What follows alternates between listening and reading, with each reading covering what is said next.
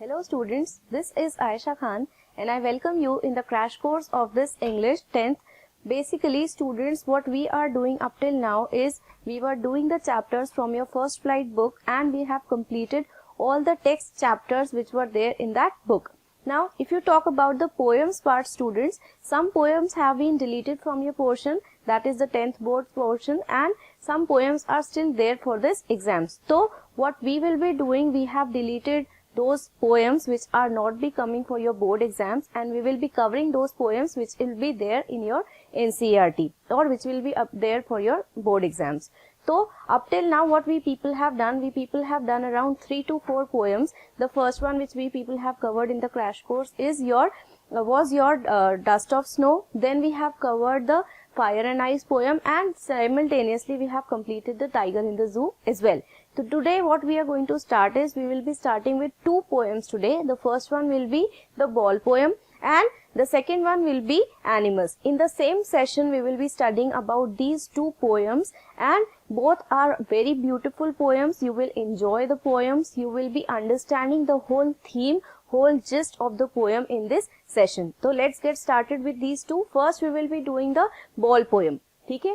We will be seeing all those things, all those moral which this poem has tried to teach us. Now this poem, the Ball poem, if you talk about the name, the Ball poem, तो something related to ball will be there in this.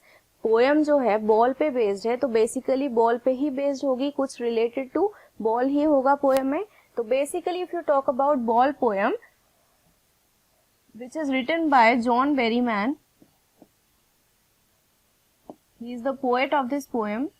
And it's a beautiful poem. I am sure you will be liking it when you will understand it. So he is the poet of this poem. The poet of this poem is John Berryman and he has beautifully described what we people feel when you are separated from the thing which you love the most in your life. कि कैसे basically एक ball पे based है poem. And with this ball, the poet has tried to teach us that if we love something, be it your friend, be it your relative, be it any human being, be it anything, a toy, non-living thing ho, living thing ho, but if you are associated with that thing and if you lose that thing, how bad you feel and how much loss it creates to your life. होता है ऐसा, everybody of you, everybody on this earth, he or she is connected with somebody, associated किसी ना किसी चीज से हम लोग हमेशा रहते हैं, be it your parents, be it your friends, be it your any close one. या तो कोई human होता है जिससे हम लोग attached होते हैं, और be it your anything, be it your mobile phones, be it your watch, be it anything. तो हर एक इंसान का एक possession होता है, एक obsession होता है, and you love that thing the most. जैसे for example if you talk about me, then I have got my mobile phone as my greatest possession. Everybody of you might be having, सबका कुछ ना कुछ एक चीज होती है जिससे वो बहुत ज्यादा attachment रखते हैं. Be it non-living thing, be it living things. तो living things का तो होता ही, obviously we love our parents, we love other people as well. But if you talk about non-living things, as we have the importance of the living things in our life, similarly you have the importance for non-living things as well. So with this ball, the poet has tried to describe ki how we people feel at the loss of something very, very important to us. Okay? And with this medium of poem, he has explained it very beautifully ki there is a child who is playing with the ball and how he lost his ball and how bad he felt about losing his ball.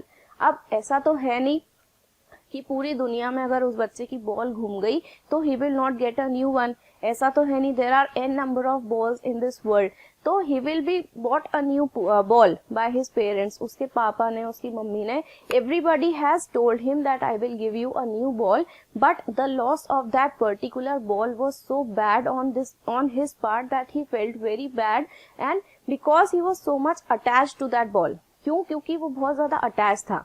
एक ordinary सी ball थी उसके लिए, but उस बच्चे के लिए वो क्या थी, बहुत एक्स्ट्रा ऑर्डिनरी थी, because he was very much attach to that ball. तो he felt very bad, he felt very sad, and because of this this ball. With the help of this ball, the poet has tried to describe or illustrate कि हम सबकी life में भी एक ऐसा time आता है when we have to get separated from our greatest desire or possession, and how we feel at that time. This all has been described in this poem beautifully.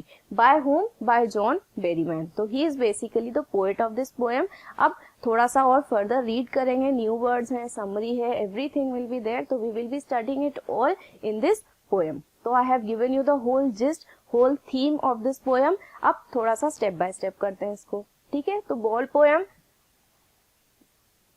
written by John Berryman, and it is basically about a ball which has been lost by a boy.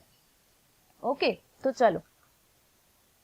Basically, there are certain new words in the poem जो हम एक बार देख लेते हैं पहले कि what are the new words which will be there in this poem. The first one is your rigid. Now, rigid means something which is very hard, which is not flexible, stiff. Okay, hard means stiff. So something very stiff. अब एक example भी दे रखा है so that you can just frame the sentence from this.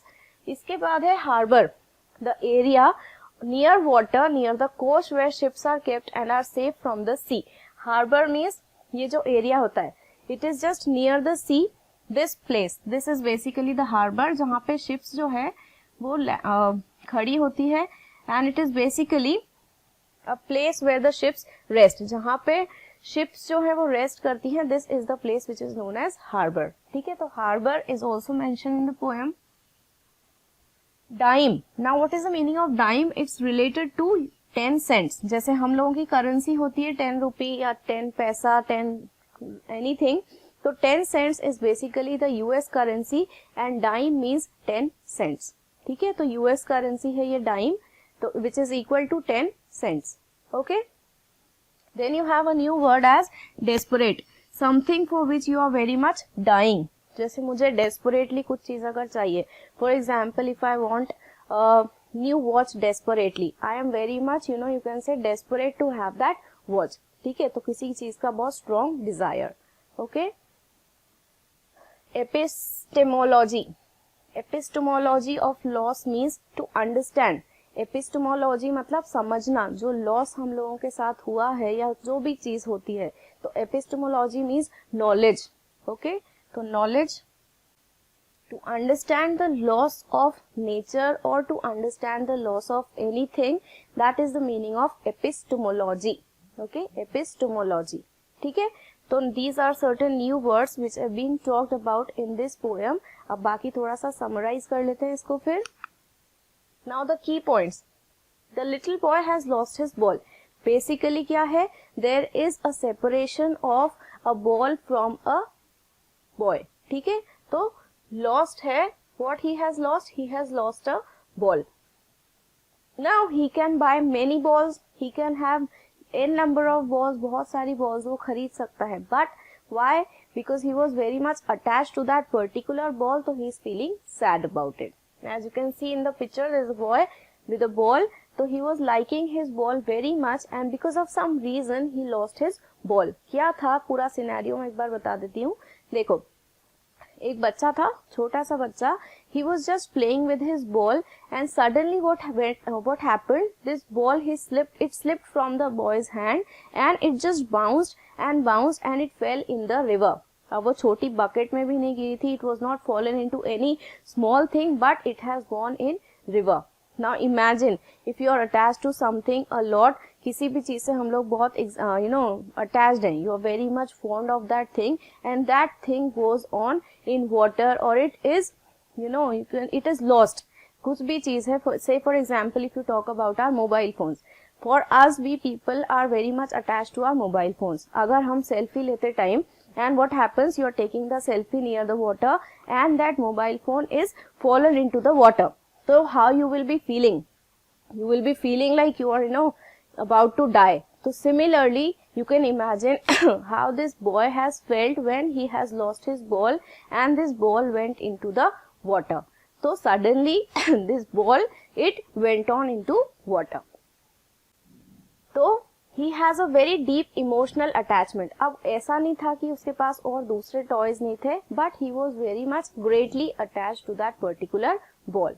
Then memories, so many memories were associated. अब हमारे पास होता है ना, if you are losing your mobile phone, there lots of photos are there, lots of videos are there कि हमारी यहाँ की मेमोरीज है, वहाँ की मेमोरीज है.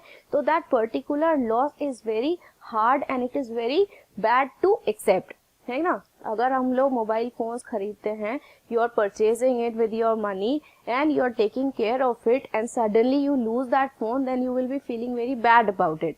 Unfortunately, if you lose it, I'm not saying you have lost, but अगर ऐसा हो जाता है, then you can imagine how many photos you have taken, how many memories it was having, and suddenly you are losing that thing. So you will be feeling very bad about it. So same thing happened with this boy. He was having great memories attached with that particular ball, so he was feeling very sad. ठीक है? Then what happened? He regrets over the loss of the ball. Now he is feeling very bad about that ball. He is regretting, he is crying, and he is not ready to accept this loss which he has faced. Okay, so he is regretting means he is, feeling bad about it. The poet is indirectly trying to tell us that we should learn how to cope up with the loss. Now poet, he is not saying it indirectly, but a beautiful message he has given to us by the way of this poem, that everybody of us should know how to cope up, how to survive in the adverse condition, and how we have to cover up whenever you are in the adverse condition. अगर कभी भी हमारी life में ऐसा कुछ हो जाता है that you are feeling you are separated from something which you feel you are greatly attached with, so we should know how to cover up that loss. You should not keep on crying, you should not keep on grieving, you should not keep on mourning about that, but you should know how to move on in life. तो तुम लोगों के साथ भी अगर कभी ऐसा हो जाता है, if you are having a breakup or something, then don't cry over it, just move on further in life. तो jokes apart, just come back to the topic again, so don't do that. ठीक है? तो he is indirectly trying to tell us that we should learn how to cope up with the loss. ठीक है?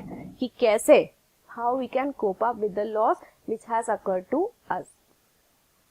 Money is external. Now this poet, he is saying कि money is external. Money cannot buy you everything. Although it is very important, but it is not the everything, and it is external. It will not buy you memories, it will not buy you love. ठीक है? We all should learn our responsibility and learn to cope up with the loss. So basically this is the moral or the message which this poem has tried to give it to us, that we should know how to cover up our loss and how we have to move on with our loss. We should not keep on crying over it, but you should know how to move on in life. So this is a basically message which has been given to us by the way of this poem. तो ये message है हमारा इस poem का. ठीक है? Poet he has beautifully taken an example of a small boy who is separated from a ball and how he is feeling about it and how he is not able to come up from this loss. ठीक है? तो ये तो हमारे की points हो गए इसके. अब देखो फिर आगे समरी भी वही है. जॉन बेरीमैन ने लिखी एक तो पोएम, तो he is basically the poet. Now he is saying about losing that you love the most. हम किसी चीज के साथ बहुत ज्यादा अटैच हो जाते हैं and suddenly if you are losing that thing, then you feel like crying badly. See for example, this boy is feeling like crying. So he has lost his ball and he is feeling very sad. Who's learning to grow up? It is about a little boy. Basically छोटे से बच्चे की poem है ये. For the first time in his young life is learning what it is like to experience grief at the loss of a much beloved possession, his ball. So he has for the first time felt this thing that if you are losing something in your life, then how you will be feeling. कितना बुरा लगता है अगर हम किसी बहुत attach चीज से दूर हो जाते हैं और suddenly that thing is taken away from us. So he has experienced this loss for the first time by losing his ball. Beloved means उसकी बहुत ज्यादा खास थी, बहुत स्पेशल थी. ओके? बिलवेड पोजेशन मतलब उसकी बहुत ज्यादा स्पेशल पोजेशन था. Then to us the loss of ball is of minor consequence. हम लोगों के लिए ये चीज क्या है कि एक बॉल ही तो घूमी है, इसकी क्या हो गया, ऐसा भी he will buy a new ball and he will be happy. But to this boy who was having a ball like this and he was greatly attached, तो उसका जो दर्द है वो खुद ही समझ सकता है, and nobody else can understand that feeling what he has lost in his life. हम लोगों के लिए बहुत छोटी बात है कि एक बॉल घूम गई, but for a boy, small boy, his ball is very much important. Okay, so we will never understand that grief, but this boy was feeling very sad. Then what happened? A dime. Dime means a cent. It is a US currency basically. So dime means 10 cents and it's a US currency. So this ball was not costing much. It was just of 10 cents. But for this boy it was very precious. Priceless. Money is external. It cannot buy back our love nor replace the things that we love, the things that really matters. Now he is saying कि money is external. It cannot buy you everything. For example, if you are having anything, let's say example of a small, you can say a watch. एक watch है, for you it is very much precious. हो सकता है कि बहुत कम में आ गई है, maybe for 500, for 600, but for you it is very precious. Why? Because you are greatly attached to that thing. तो सबके लिए वो हो सकता है कि एक ordinary चीज है, but for you it will be very precious. तो similarly, for this small boy, his ball was precious and it could not be replaced by any other ball in the world. ठीक है? तो certain words are being mentioned here in this poem. I have written the meanings as well. Up, let's move on further then. Now, in this poem, this boy was playing nicely with his ball. What happened then? He is personifying his young days. Now this poet is grown up, this boy has grown up, but he is recalling his young time when he lost his ball. So the poem starts here. The boy's ball personifies his young days. उसकी जो ball है वो क्या personify करी है? उसका जो बचपना है और जब उस टाइम उसने अपनी बॉल को लूज कर दिया था. तो personifies his young days.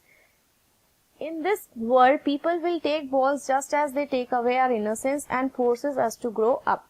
Now, with the example of ball, the poet is trying to say कि जैसे हम एक बच्चे से उसकी बॉल को अलग कर रहे हैं इसमें, similarly in this world our innocence is being taken away by people and we are forced to become cruel in this world. We are forced to become rude to people. होता है ऐसा? Okay, whenever you are growing, as soon as you are growing and you will see the world around you, you will experience this thing कि हमारी जो innocence है वो हम जैसे जैसे बड़े होते जाते हैं, it is just going far from us and you are becoming more cruel, you are becoming more practical towards world. So same thing with the way of ball, the poet is trying to say that our innocence is also taken away by us, from us. ठीक है? Innocence and force us to grow up. हमें force करा जाता है that you have to grow up. It's basically, hereditary also, and it's a call of the thing that you have to grow up one day. So whenever you're growing, okay, and whenever you become a grown up, your innocence will be taken away from the world, by the world. ठीक है? And once we lose this innocence, जैसे ही हम लोग अपनी innocence जो है वो अगर lose कर रहे हैं, we can never get it back. Once you lose your childhood, you will never get it back. Right? तो हमारे पास जो टाइम है, this childhood, this school time, this is very important and this thing will never come back. Like for example, if you are in 10th standard, you will never be coming in 10th standard unless you are failing in that. तो God forbids ऐसा किसी के साथ नहीं हो, but हम लोगों की लाइफ में ये जो चीज है ये बाद में वापस कभी भी नहीं आने वाली. तो once the time is gone, it will never be coming back. ठीक है? Balls will be lost always, little boy, and no one buys a ball back. तो जो हमारी balls है, जो हमारा बचपना है, okay, जिसको personify किया है, तो it will never be brought back again by anyone. These are certain things which we have to learn. You should know how to stand up for yourself. You should know how to move on in life, even if you are having, or even if you are losing something very precious. So you should learn how to stand up, to be strong, and get on with your life, no matter how much it hurts inside. तो भले ही कुछ भी हो जाए, कितनी भी adverse condition हो जाए, you have to move on in life. You should not keep on crying over one thing, but you should always have a positive attitude and move forward in life. तो इस poem से कितना important और कितना अच्छा message दिया है that no matter what happens with us, you have to keep a positive attitude and you have to move forward in life. ठीक है, because that is the only way you will survive. अब हमारे पास ऐसा कोई option होता नहीं ना, अगर हम किसी चीज के लिए रो रहे हैं continuously, then you can not just keep on crying and waste your life. हम लोग ये कर ही नहीं सकते. अगर हम कुछ दिन रो भी लेंगे तो क्या होगा, कुछ टाइम के बाद you have to move on in life. तो it's better that you should know how to survive even at the loss of your precious things. ठीक है, and you are not the only one who is losing it. Everybody in life they loses someone or the other. So you should know how to survive and you should not take the bad step or the negative step. ठीक है, तो चाहे कुछ भी हो जाए हमें negative approach नहीं लेना है. You should not go for crying, you should not go for anything, but you should know how to cope up. You have to learn to accept and let go. कुछ भी हो जाए एक चीज पे चिपक के नहीं बैठना है कि हाँ भाई हमारे से ये चीज नहीं होगी तो अब हम रोते ही रहेंगे और हम हमारी लाइफ में कुछ भी प्रोडक्टिव नहीं करेंगे. तो ये नहीं करना है. You should always have the positive attitude and move further in life. तो क्लिंग मतलब एक ही चीज पे स्टिक नहीं करना है. अगर देख लिया कि ये चीज हमारे बस की नहीं है तो छोड़ो उसको, दूसरी चीज करो. There are always alternatives in life. So don't stick to one thing but always keep multiple options and be very, have a positive attitude. ठीक है, then here ball is signifying the spirit that you should always have the positive approach towards things and you should not cry over one thing always. ठीक है, तो imagery use करिए यहाँ पे. he is personifying the spirit of the boy's childish innocence. Boy को क्या personify या imagery क्या है, that it is specifying his spirit. Okay, in the last 5 lines, how he is sinking into the dark water. As it drifts further away, the boy learns to grow up and that part of him is linked to that ball grows up. ठीक है, now he is no longer a little boy. जब उसे ये चीज realise हो गई कि I can not cry over one thing for the whole life, then he understood कि हाँ अब मुझे मूव ऑन करना है and I will not cry for this ball ever again. ठीक है, तो here it is personifying as spirit. ठीक है, now one stanza is there only in this poem. Small छोटी सी पोएम है. No rhyming scheme is there in this. तो rhyming scheme नहीं पूछेंगे. Only name of the poem, that is the ball poem. And poet Jerryman, Berryman, it will be asked, John Berryman. ठीक है, फिर क्या है, conveys his meaning through the rhythm. उन्होंने एक रिदम के फॉर्म में इस पोएम को रिप्रेजेंट किया है इन front of us. I saw it go merrily bouncing down the street. Merrily means happily going down the. Now these lines have been taken directly from the poem. ठीक है, तो merrily means happily. Bouncing down the street and then merrily over the short brisk. Happy words allow you to visualize a ball bouncing along. So this ball is bouncing nicely, happily, and it is going down the river. Now as this ball is bouncing and it is moving towards the river, this boy is feeling bad and he is trying to, he is just shaking. वो एकदम से सुन्न सा हो गया. he is just standing straight, stationary movement में खड़ा हो गया and he is not speaking anything.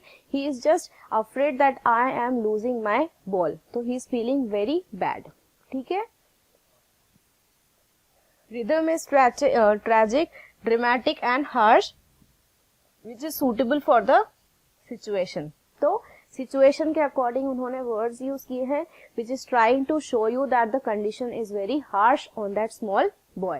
ठीक है, अब question and answers देख लेते हैं. summarize, I hope you have understood. एक ही stanza था, poem का पूरा theme तुम लोगों को मैंने समझा दिया है. I hope you have understood the theme very nicely. Now let's discuss some question and answers which are there in this poem. question and answers कौन कौन से हैं हमारे. Why does the poet say I would not intrude on him? He wants to experience the loss. ठीक है, तो he will say that is very important in his life. That was an important part of his life. तो he is saying कि he should learn that it is a part of life. ये उसकी life का part था that he has lost somebody, but he will not cry over that ball again. Why doesn't he offer his money to buy another ball? उसने interfere नहीं करना चाहा था कि जो बॉय है वो इतना he is feeling bad, तो उसने इंटरफेयर नहीं करना चाहा बॉय की लाइफ में, and he has not offered him the money to buy another ball. Okay, so just because he doesn't want to interfere the boy, he has not offered him the money to buy another ball. Okay, क्योंकि poet जो है वो ये सब चीजें देख रहा था, what is happening with the small boy, so he has not offered the money to the boy. Then staring down all his young days, this is the question. So yes, it seems like the boy he has had the ball for a long time. ये जो चीज देखी थी उसने, तो इससे हमें क्या पता लग रहा है कि this boy was having this ball for a long time. तभी उसे अटैचमेंट हुआ. देखो हमारे पास अगर कुछ चीज बहुत टाइम के लिए रह रही है, तो जितने टाइम के लिए वो हमारे साथ रहती है, हमें अटैचमेंट उतना ही ज्यादा हो जाता है. तो maybe this ball must have been with the boy for a long time, और इसीलिए वो उससे बहुत ज्यादा ग्रेटली अटैच था. ठीक है. When it bounced into the water, all his memories of the days of childhood flashed in front of him. अब जैसे जैसे वो बाउंस करके जा रही थी, उसकी जो चाइल्डहुड मेमोरीज थी वो सारी उसके सामने आती जा रही थी. फ्लैशिंग मतलब उसके सामने रिकॉल होती जा रही थी. This led to realization that those moments would not come back. और उस टाइम पे उसको ये चीज रियलाइज हो रही थी कि now this time will never be coming back again. Just like the ball, he can buy new balls and can similarly create new moments, but those that are gone would not return. अब उसे ये चीज समझ में आती जा रही थी कि हाँ, मैंने जो मेमोरीज हैं वो सारी मेरी चली गई हैं, ये चीजें वापस नहीं आ सकती. Although I can create new memories, मैं वापस से नई मेमोरीज क्रिएट कर सकता हूँ, but once which has been gone cannot be returned back. Okay? Then in the world of possessions means like to possess all sorts. Possessions मतलब हमारे जो desires हैं, worldly desires हैं, वो सारी चीजें. Then money is external because it cannot buy you memories. It cannot buy you memories. ठीक है. All material objects it can buy. So you cannot buy everything with the money. Then do you think the boy has lost anything earlier? I don't think so, क्योंकि ये first time था जब वो इतना grief में था, इतना ज़्यादा उसको दुख हो रहा था. तो this must be the first time that the boy has lost something important या स्पेशल. ओके, तो no, I don't think so कि he has lost anything earlier. Now words which has suggested is senses first responsibility in a world of possession. तो first time था ये उसके साथ जब ये इंसिडेंट ऐसा कुछ हुआ था which he has lost. So incident of losing happened for the first time. Losing something special. हो सकता है इससे पहले भी बहुत सारी चीजें उसकी घूमी होगी क्योंकि छोटा बच्चा है वो, बट वो उससे इतना अटैच नहीं होगा. तो losing something special. This has happened with the boy for the first time. ठीक है. The moral, you should do all the things which you love and you should know how to move on in life. तो we should know how to move on in life. Basically this is an important lesson which this poem has tried to give it to us or to teach us. ठीक है. So I hope you have understood the whole poem, the ball poem, beautifully designed by John Berryman, and how he has described the loss of something very special in our life. So this is basically the whole poem, that is the ball poem. So I hope you have understood it very nicely. Now let's move on to the next poem, which is again given in your first flight book, that is The Animals. So as I told you that we will be doing two poems in this session. So one has been completed, the ball poem. Now we will be doing the new poem, that is again from the first flight book, and the name of this poem is Animals. ठीक है. अब animals है तो सारी चीजें related to animals ही होंगी. ठीक है. तो we will be seeing this poem again in this session. तो what is this poem all about? पहले न्यू वर्ड्स देख लेते हैं, इसके कुछ इंट्रोडक्शन देख लेते हैं, and then we will be going upon the summary points और द एक्सप्लेनेशन पार्ट. तो न्यू वर्ड्स कौन कौन के हैं इसमें? Complicated means something very complex. Then false means untrue. Complicated is a new word here. If you talk about false या untrue कुछ चीज. ठीक है. एग्जाम्पल्स जो है वो सेंटेंसेस यहाँ पे मैंने फॉर्म कर रखे हैं. You can always have a look. फिर placid means something very clear, something very calm, something very peaceful. यहाँ पे हम लोग इसको एक बार क्लियर भी लिख सकते हैं. बिल्कुल साफ, ठीक है। देन सिंस मतलब हमारे जो भी गुनाह होते हैं या जो भी ऑफेंसेस होते हैं, ठीक है, जो भी बुरे काम होते हैं basically, since.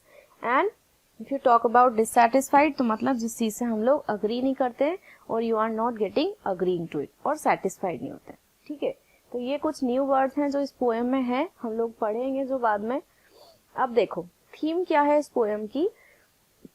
There are basically 4 stanzas in this poem. अब 4 स्टैंजास में क्या क्या चीजें हैं poet has talked about. He has talked about that he is more comfortable in living with the animals then to live with the humans. क्यों? क्योंकि he has understood that humans, they are always crying for something or the other, they are always complaining, they are always backbiting people, hurting people, but these animals are totally different. They are not the ones who are hurting anyone, they are not letting anybody cry over. So he is feeling more comfortable and he wanted to live with animals rather than to live with the humans. तो basically एक love show किया है इसमें. With this poet has tried to say कि he is more comfortable in living with the animals. Okay? तो ये तो पूरा एक थीम है जो मैंने तुम लोगों को एक ब्रीफिंग में समझा दिया. अब स्टैंजा वाइज एक बार देख लेते हैं कि what all things are there in a particular stanza. तो see explanation. First stanza जो है you can always refer to your book and you can just have a look कि first stanza क्या है. उसका explanation is written here. तो वो मैं एक बार समझा देती हूँ तुम लोगों को. In these lines, the poet tells us that he feels more at home with animals than with human beings. So he is more comfortable. See, you are seeing कि he is more comfortable to live with the animals than to live with the humans. He thinks of living with animals. उसने क्या सोच रखा है कि मैं animals के साथ रह लूंगा, वो कोई दिक्कत नहीं है, but अगर मैं humans के साथ रहूंगा तो मुझे ज्यादा नुकसान होगा. Okay? अब वो ऐसा क्यों सोच रहा है? They are self-contained. ये जो animals हैं, they are just satisfied creatures. They are never harming anyone, and they are self-contained. They are calm. The poet, whenever the poet looks at the animals, he thinks about them for a long time. अब जब भी poet जो है, students वो अगर animals को देखता है, तो he is always thinking about the animals for a long time. He is continuously thinking कि these animals, they are so innocent, they are not causing harm to humans, but humans are causing harm to humans. तो ये जो innocent creatures हैं, animals हैं, वो better है humans से, because they are not causing unnecessary harm to anyone. He thinks about their life and living style. अब ये जो poet है, he is thinking about the animals and their lifestyles. कि कैसे कोई animal जो है, ये सारे कैसे रहते हैं, what is their lifestyle, what is their all routine in the day. Okay, तो he is thinking about the animals in the first stanza.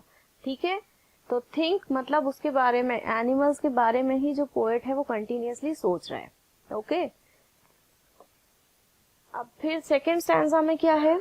They do dash duty to God. अब एक्सप्लेनेशन क्या है सेकेंड स्टैंजा का?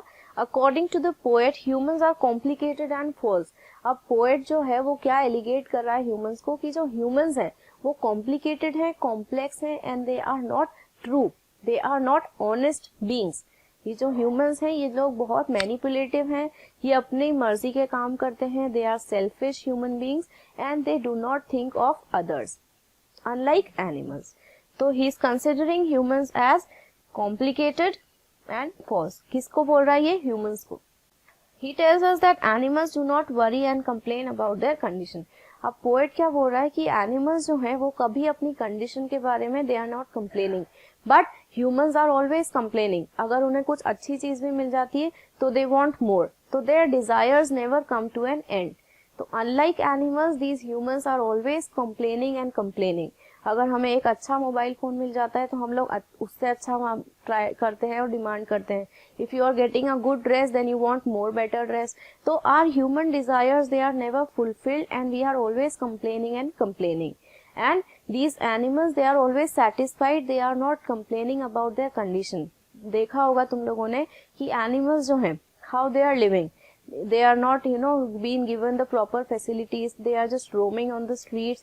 They are fulfilling their, food. They are just getting whatever they were, being given to eat. So they are never complaining. और वो अपनी condition के बारे में भी किसी से बोल नहीं रहे हैं. They are just satisfied and they are not saying anything to anyone. But we humans, we are always complaining and complicated. तो they don't lie awake in at night in the dark. अब जैसे humans होते हैं, हम लोग कुछ अगर हमारे दिमाग में चल रहा होता है तो you are just lying awake the whole night. हम लोग पूरी रात भर लगा देते हैं, सोचते रहते हैं that you want this, you want that. तो we are always lying awake, हम लोग जगते रहते हैं पूरी रातों में. And you are just thinking and thinking. But these animals, they sleep nicely at night without thinking anything. तो जैसे हम लोग हैं वैसे एनिमल्स बिल्कुल भी नहीं है. They don't weep for their since. ये जो एनिमल्स हैं ये हमारी तरह हमारे जो बुरे काम होते हैं उस पर वो रोते नहीं है. They are not committing any sins. Sins मतलब हमारे जो बुरे काम होते हैं, पाप जो होते हैं. तो we are not, these animals, they are not committing any sins, but we are always crying for our sins, for our bad deeds which we have committed in life. Okay, तो वीप मतलब cry, sins मतलब हमारी जो bad deeds होती है, जो भी बुरे काम होते हैं हमारे, हम लोग कुछ ना कुछ करते रहते हैं ऐसा, ठीक है, खुराफाती चलती रहती है हमारी लाइफ में, कुछ ना कुछ गड़बड़ करते रहते हैं और फिर उसके लिए क्या करते हैं, रात भर जग के रोते रहते हैं, परेशान रहते हैं. तो these animals, they are not getting awake and they are just sleeping nicely. They are not crying for their sins they have committed. ठीक है, they don't commit any sin, they don't bother anybody by discussing about their duty to God. अब ये जो animals हैं, they are not complaining about anything, they are not saying और they are not complaining about their problems और about their sins to God. God से भी वो इस चीज की कंप्लेन नहीं करते हैं, उनको जो मिला है उसमें ही वो सेटिस्फाइड हैं, उनकी कंडीशन के बारे में कभी भी कंप्लेन नहीं कर रहे हैं. तो दे आर नेवर कंप्लेनिंग और crying over their things to God. जैसे हम लोग बोलते हैं ना कि हमारे साथ ही ऐसा क्यों होता है, you are always crying and you are always complaining to God कि वाई मी, वाई मी. तो these animals are not doing these things. ठीक है, चलो फिर नेक्स्ट स्टैंजा देखते हैं. Not one to whole earth. Third stanza पूरा covered है, यहाँ पे एक्सप्लेनेशन देखो. The poet tells that animals don't run after material pleasures. Now this poet he is saying कि animals जो हैं वो material pleasures की तरफ नहीं भागते. Material pleasures मतलब you want the facilities or the luxuries, so they are not running over the material pleasures. They are just satisfied and they are just content with what they have. Okay? They are not mad after possessing. उनको ऐसा पागलपन नहीं होता है कि मुझे चीज अगर चाहिए तो चाहिए. ठीक है, जैसे हम लोग हो जाते हैं, यू आर जस्ट डूइंग जिद विद योर पेरेंट्स कि नहीं अगर मुझे ये चीज अच्छी चाहिए तो चाहिए ही सही. तो they are not running for their possessions and they are not crying for those. There is no feeling of high और लो. अब ये जो एनिमल्स हैं आपस में देखा होगा, सब जो एनिमल्स है पर्टिकुलर इनका ग्रुप होता है, दे आर नॉट फीलिंग और they are not considering anybody as high और एज लो. जैसे हम लोग करते हैं human beings, every human being भी people consider somebody as high. जो अगर अमीर है तो you are considering it as high status person. अगर somebody is poor then you consider him as a low grade person. ठीक है, तो स्टेटस मेंटेन कर रखा है हम लोगों ने. We have created this society as in that we are considering the ones who are rich as high level people. Those who are not having money, they are considered to be the low grade people or they are having low status. तो जैसे हम लोगों ने ये create कर रखा है caste system and status system, these things are not prevailing in animals. They are not considering anybody as high, they are not considering anybody as low. They don't show any false respect either to any other animal or to their other ancestors. जैसे हम लोग show करते हैं कि हाँ हम मुंह पे बहुत अच्छा सा बोल रहे हैं और पीछे से हम लोग बुराइयां कर रहे हैं. तो we are not like animals are not having the double face. जैसे हमारे पास मुंह पे तो हम लोग कैसे रहते हैं और पीछे से बुराइयां करते हैं. तो these animals, they are not showing the false respect to their other animals, to their own ancestors. वो झूठा दिखावा किसी को भी नहीं कर रहे हैं, अगर उनके खुद के पूर्वज जो हैं उनको भी नहीं और उनके साथ जो दूसरे एनिमल्स हैं उनको भी नहीं. They are just true to their animals, to the other people. In the whole world, no animal is considered honorable and no one is unhappy. They are all equal. अब उनकी जो वर्ल्ड है वहाँ पे वो किसी को भी अनइक्वल ट्रीटमेंट नहीं दे रहे. Everybody is treated as equal and they are all living happily in this world without complaints, without arguments and without status system. ठीक है, तो how nicely these animals are living, and why not we people can also live with them, like them. That's why the poet is wanting to live with animals rather than to live with the humans. ठीक है. Then stanza 4, the last stanza, it says, the poet says that animals show their relation to him. The poet is saying कि जो animals हैं वो अपना relation जो है वो express कर रहे हैं with the poet. He accepts that relation and he is accepting that relation nicely. Animals show the token of love, fellow feelings, sympathy, respect, cooperation, friendship, regards for elders. अब animals जो है वो ये सारी चीजें show कर रहे हैं, express कर रहे हैं. They are expressing their love, their feelings, their sympathy, their respect. So they are just expressing all these things to poet. The poet wonders from where they have got these tokens. अब poet is wondering कि from where these animals have got these love, these feelings for him, and why not we humans have got these feelings. जब animals के पास इतने human emotions हो सकते हैं, feelings हो सकती है, तो humans के पास क्यों नहीं वो चीज. और अगर animals में ये चीज है तो वो कहाँ से उन्होंने grasp किए.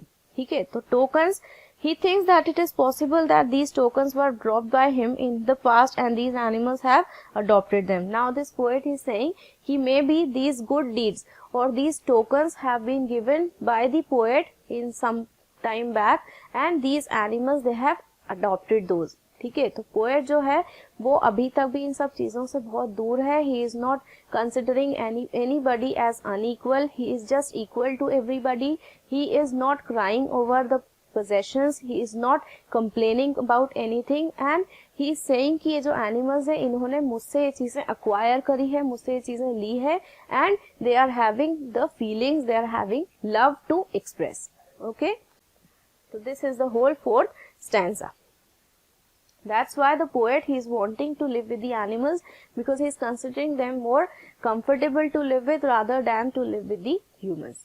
ठीक है. तो ये 4 stanzas हैं इस poem में and in this the poet is wanting to live with the animals. ठीक है. समझ में आ गए सारे stanzas कि क्या क्या कौन से stanza में बात हो रही है. अब देखो summary.